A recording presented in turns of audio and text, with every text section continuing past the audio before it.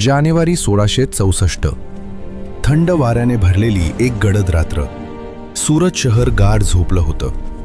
कोणालाही कल्पना नव्हती की काही तासातच इतिहास बदलणार आहे. दूर कुठेतरी घोड्यांच्या टापांचा आवाज ऐकू येत होता. तो आवाज हळूहळू वाढत होता आणि त्या आवाजासोबत पुढे सरकत होतं एक वादळ. त्या वादळाचं नाव होतं छत्रपती शिवाजी महाराज. सुरत मुघल साम्राज्याचं सर्वात श्रीमंत शहर, भारताचं सर्वात मोठं व्यापार केंद्र. इथे इंग्रज, डच आणि अनेक परदेशी व्यापारी व्यापार करत होते. बंदरावर मोठमोठी जहाजं उभी होती.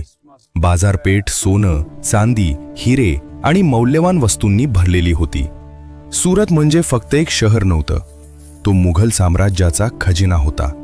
पण या संपत्तीमागे एक वेदनादायक सत्य लपलेलं होतं. मुघल सैन्याने मराठा प्रदेशावर वारंवार हल्ले केले होते. गावे जाळली होती, लोकांवर अत्याचार केले होते आणि आता त्या सगळ्याचा हिशोब चुकता करण्याची वेळ आली होती. छत्रपती शिवाजी महाराजांनी ठरवलं, शत्रूला त्याच्या घरातच उत्तर द्यायचं. ही फक्त एक स्वारी नव्हती, ही एक आखलेली योजना होती.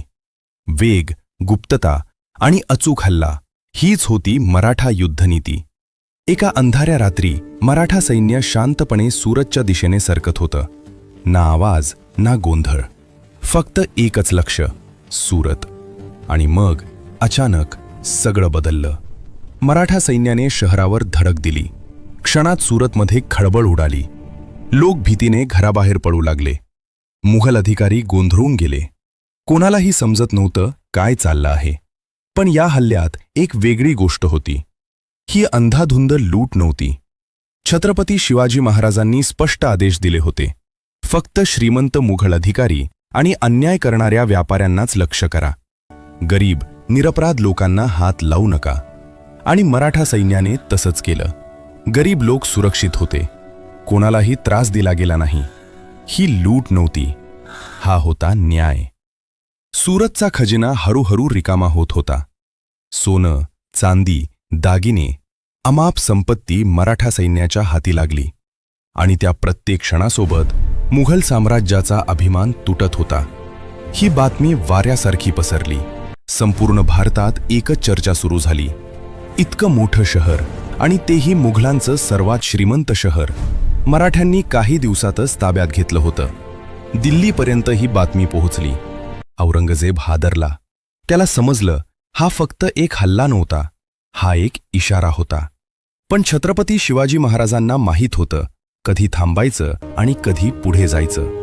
काही दिवसांनी मराठा सैन्य सुरतमधून बाहेर पडायला लागलं. सकाळचा सूर्य उगवत होता आणि त्या प्रकाशात मराठा सैन्य विजयासह परतत होतं. त्यांच्या चेहऱ्यावर समाधान होतं, कारण त्यांनी फक्त संपत्ती मिळवली नव्हती, तर न्याय मिळवला होता. या एका स्वारीने इतिहास बदलला. मुघल साम्राज्याची प्रतिष्ठा हादरली. मराठ्यांची ताकद संपूर्ण भारताला समजली आणि इतिहासात एक नवीन अध्याय लिहिला गेला.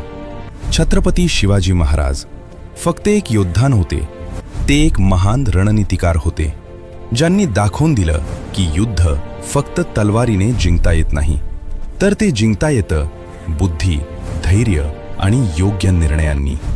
आणि म्हणूनच आजही त्यांचं नाव घेतलं की शौर्य, न्याय आणि स्वाभिमान आठवतो. अशा अजून इतिहासाच्या रोमहर्षक गोष्टींसाठी आमच्या चॅनलला सबस्क्राईब करा आणि इतिहासाच्या या प्रवासात